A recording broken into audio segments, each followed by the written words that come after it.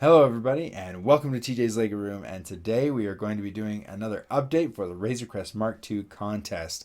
I'm pretty excited for this contest. We are creeping steadily closer to the end goal. We've only got a couple of months left. I was really shocked when I looked at the calendar and realized that the 24th of April was the last Saturday of April, so that was going to be our Razorcrest contest update. It's going to be pretty crazy for the next little while. But neither here nor there. You guys want to know about the contest. Well, the great news is that there are no new rules that had to come into play. It seems like everybody's pretty much got what they wanted to learn from me and are starting to meet the parameters. Speaking of parameters, I now have a new Facebook page that is under the tag at TJ's Contests. I do have the contest rules posted there and pinned, so they're easy to find. So it has everything from what the prizes are to how to enter to the design brief to some of the more stringent rules that we've talked about before. The number one being no digital builds. It's got to be in real life. I know we're cutting it a little close with only a couple months left, but believe me, crunch time is when I do my best work. As a matter of fact, I actually am working on my Razorcrest and have a design in place now. So just waiting for some parts to become available to me so I can go ahead and get that thing started. Uh, it'll be ready. It'll be ready, I promise. But neither here nor there.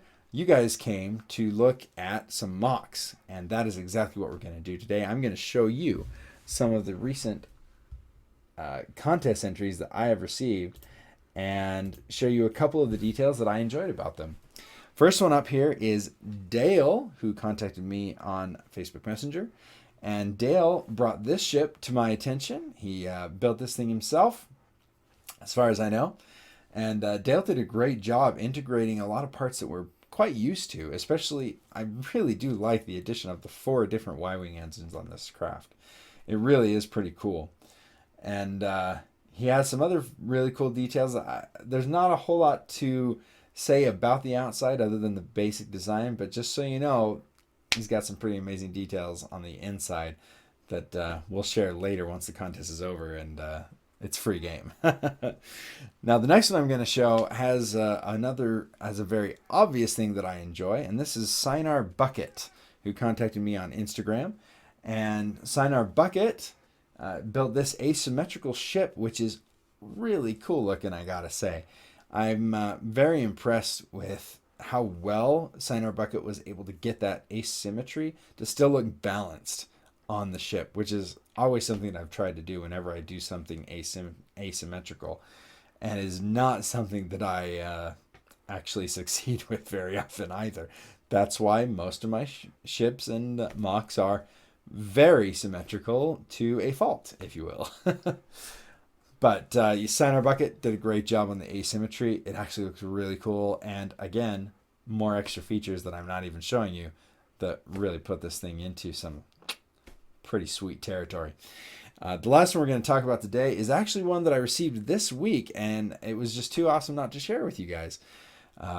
Alexander, who contacted me through the contest email, built this ship and did it in a lot of dark blue, which I'm pretty happy about. The dark blue is one of my favorites, if not my very favorite colors to use in my Star Wars mocks. The close second, or probably tied with that one, would be the dark red. Both of them are absolutely beautiful colors and provide some excellent contrast on some fantasy spaceships. So excellent job. The only other thing I'll mention on this one is the second picture that I've got for Alexander here, which is the rotating engines. Instead of having flaps open like the Razorcrest does, he decided to go for the Osprey look and rotate those engines for vertical takeoff and landing. So way to go. Awesome. Great. Some really great details in there. And once again, as with the other 2 entries, there are some more details I'm definitely not going to share with you because all 3 of these entrants did a really good job on finding cool and innovative ways to add those extra compartments into the vehicles. So props to you guys. It's looking great. I'm pretty sure we're going to be getting a little more steady influx of contest entries for the next little while. So I'll be picking and choosing some of those to go through and share with you guys, hopefully in the next video for the updates. In the meantime, if you've been looking around the Lego room while I've been talking, I do actually have a couple of upcoming videos teased here, so I'm sure some of you find it. And thanks again to Mr. Toblerone for pointing out all of the awesomeness that he usually does. I wish I could remember your username, but now I'm just going to call you Mr. Toblerone. I hope you're okay with that.